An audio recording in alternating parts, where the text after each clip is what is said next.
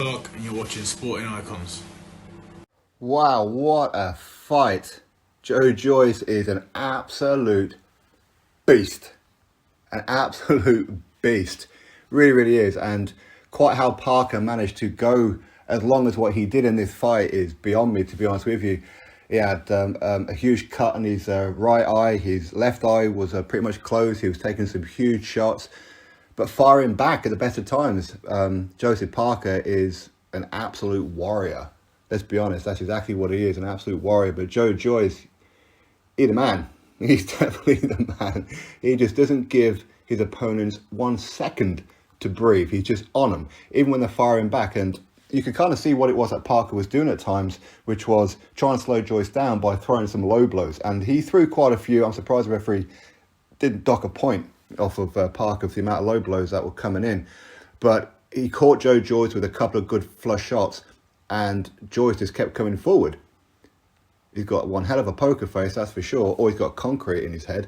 I don't know what it is, and that must be quite disheartening for Joseph Parker. I mean, I will say, though, that I don't quite know what the game plan really was for Andy Lee, because even though one of the worst things that Parker could have done was give Joe Joyce a bit of an early lead going into the second half of the fight. That's the worst thing you could possibly do, because Joe Joyce is always just going to get stronger and stronger and stronger. That's what he does.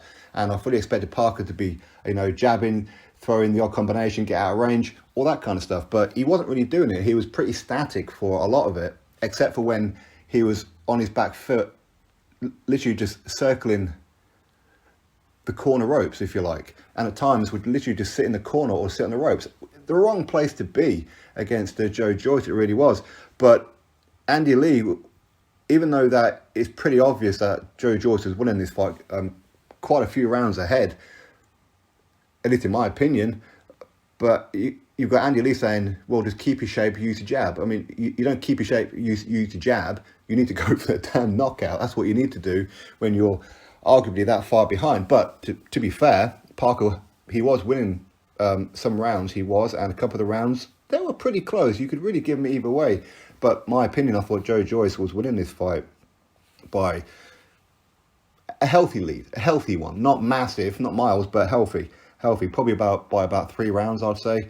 But Parker, he was looking like he was just breathing really, really heavy from round 3 onwards. And I think it's because in round number 3, Joe Joyce hit him with a hell of a shot, and it did look like Parker wobbled a bit. He looked like he was stunned. He automatically went back.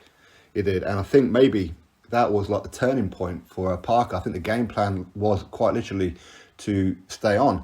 But again, what I realised over like the last day or so was that Parker, he had the likes of Nick Campbell and Martin Piccoli in his training camp to prepare for Joe Joyce. That's the wrong sparring partners for Joe Joyce. Piccoli, because he's a pressure fighter for sure. But Nick Campbell, no, not Nick Campbell. Well, just because he's tall, he's not big and durable and unrelenting like a Joe Joyce. He should have got in like a Steve Robinson. He can take shots all day, every day, like Joe Joyce does, and just keep on coming forward.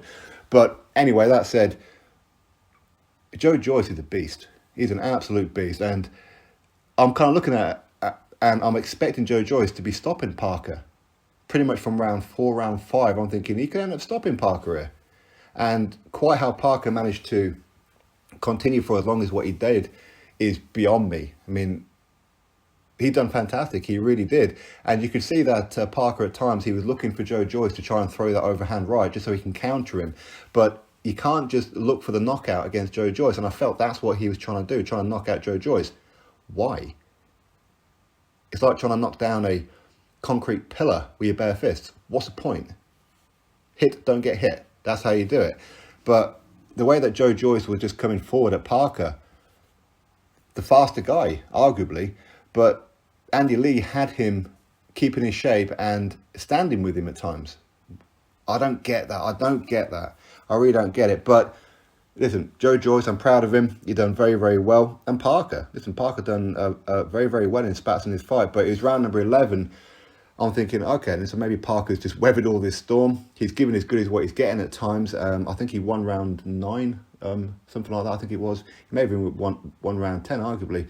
But Joe Joyce just caught him with a huge left hook, and Parker went down. And instantly, when he hit the canvas, you knew it was over. You knew. Parker gave his all to try and get back to his feet, but he couldn't. He couldn't. So, yeah, I know that there's going to be a lot of Brits happy, which is great. There's going to be quite a few Brits who's going to be quite unhappy, to be fair, because obviously a lot of them are Tyson Fury fans. Obviously, Joseph Parker is with Tyson Fury for a lot of the time. But, hey, listen, Parker done well. He did do well. He just gave away those first few rounds and got tired. It's pretty much what happened due to the huge pressure of Joe Joyce. Joe Joyce, let's see him in there with Tyson Fury. Why not? If they can't get the Anthony Joshua fight over the line, Joe Joyce doesn't look like he took too much punishment in that fight. Why not? December the 3rd, maybe move it back a little bit to December the 17th or something. Let's have Tyson Fury, Joe Joyce. Why not? Anyway, well done to Joe Joyce. The Juggernaut knocks out Joseph Parker. That's the one thing I didn't think that was going to happen in this fight, was one of them was going to get knocked out. I did feel if anyone was going to get knocked down, it's probably going to be Parker, but not knocked out. I mean, this shows the sheer pressure, the size, and the power of Joe Joyce in both hands as well. So big up to him. Drop your thoughts below, click thumbs up, subscribe. Catch you next video.